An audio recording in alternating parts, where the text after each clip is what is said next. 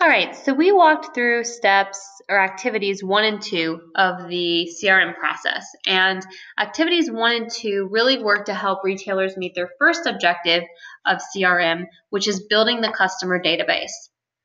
Now we're going to talk about the second objective of CRM, which is to encourage our repeat purchase behavior and create loyalty. And so we will go into step 3, which is developing that CRM program. Now, CRM programs start with frequent shopper programs. That's the most basic type of CRM program.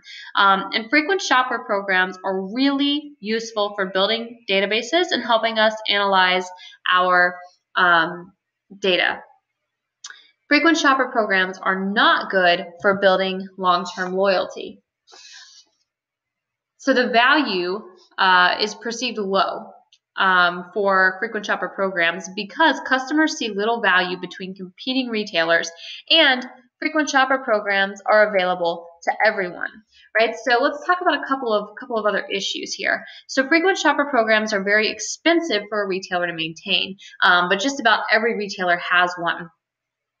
Frequent shopper programs, the impact on loyalty is questionable because every competing retailer has one. So if you take a look in your wallet right now, or your purse, or at your keyring, or you look at the apps on your phone, or think about the programs you're enrolled in, right? You have frequent shopper cards or frequent shopper memberships to competing retailers. So for example, I have both a CVS Extra Care card in my wallet, and I have a Walgreens Balance Rewards. Both of them offer rewards to me, and I swipe both of them every time I visit the individual retailer, but I have no loyalty to CVS over Walgreens and no loyalty to Walgreens over CVS. I shop at whichever one is most convenient at that appropriate time. Take other retailers into consideration. If you think of food retailers, I have both a Chick-fil-A loyalty card and I have a Barberitos loyalty card. One does not make me more loyal to the other. Neither of them have an impact on my loyalty. Frequent shopper programs are also very, very difficult to edit and revise. If you have been following Starbucks, if you're a Starbucks Rewards member, they recently went through a massive overhaul of their frequent shopper program or their customer loyalty program. They went from a stars method to a points method, and that was very difficult for them to implement. And they did a successful job, but it's been implemented over the course of 2 months. And the implementation process, the edit process, took a lot of steps. They had to communicate with their customers. They had to let their customers know that there'd be no negative impact, and they had to teach the rules of the new program. So it'll be interesting to see how that one evolves because it's very relevant timely to our chapter, to see how that evolves over the course of this Maymester, over the course of the summer, to see if they lose any customers based on the change in that loyalty program. So frequent shopper programs are not sustainable. They can be copied, they can lose value, and they're not a sustainable competitive advantage. So what are some ways that retailers can take their frequent shopper program and make them more effective and turn them into a sustainable competitive advantage? Well, the first way that a retailer can add value to their frequent shopper program is to offer tiered rewards. When we talk about tiered rewards, we talk about cascading levels. So the higher the tier you get to, the bigger rewards you get. This reward structure provides customers an incentive to making all of their purchases in one place. For every dollar you spend, you get X reward. So Best Buy's Reward Zone has a good example of this. Their per point reward is the same, but they're willing to cash out their reward when you get to 250 points, 500 points, or 1,000 points. So they offer tiers that make it easy for the customer to get to and make them want to continue to shop there time and time again. You can treat your frequent shoppers like VIPs. So effective programs go beyond just discounts. Gatorade just ended one of their frequent shopper programs, sending people to baseball games, football games, hockey games, etc. So if you bought a Gatorade, you got a code, right? And you could put the code in on the internet. And this was a frequent shopper program. You want people to shop frequently. You want them to buy your product frequently. You want them to enter the codes frequently. And every code you got entered you to win a chance to this VIP experience. So you could go to a World Series game You could go to a Final Four game for basketball or other sports championship events. That's about as far as my knowledge on those goes. But you could go to all these very VIP events that you would not normally be able to go to if you weren't a part of this frequent shopper program.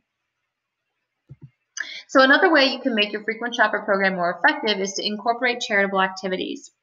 Let's think of the Target Red Card.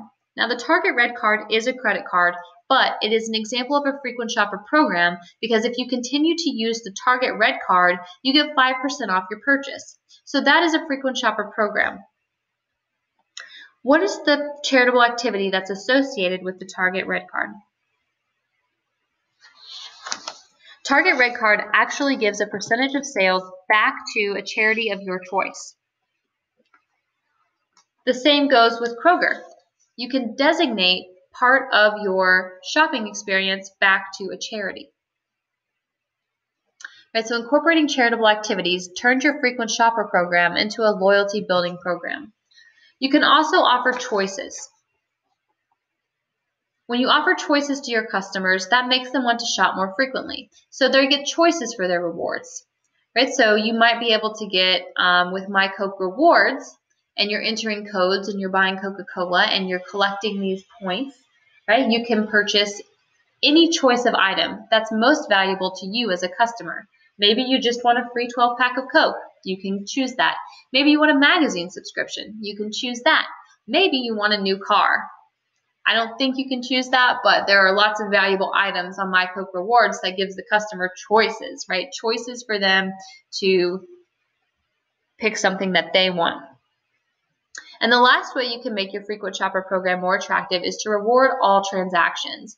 I don't know if any of you shop at Gill's Liquor Store, but they have a spot rewards program, right? And so you have to spend $15 in order to get one spot. And then when you get 15 spots, you get a discount off your purchase. So I was in there last weekend, and this weekend, I guess, and purchased $27 worth of product. Well, I only got one spot because I didn't hit $30.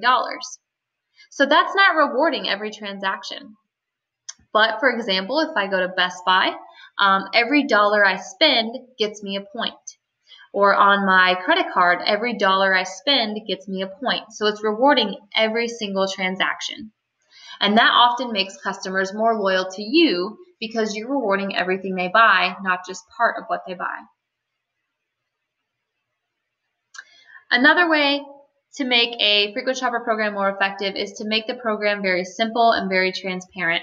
Effective programs are easy for customers to keep track of their own spending and their own rewards. And so a lot of companies are starting to do things like letting customers log in online and check their balance. They're creating apps to have smartphone linked programs to make it more efficient. They're making it as easy as the customer as possible to follow along, earn rewards, and redeem those rewards. So let's talk about that fourth process, which is implementing our CRM programs, our fourth activity. Retailers use the 80-20 rule, right? So 80% of purchases come from 20% of our customers. Okay, so that's a very general rule. But what retailers sometimes forget is that there are big differences in those 80%, right? The other 80% of customers.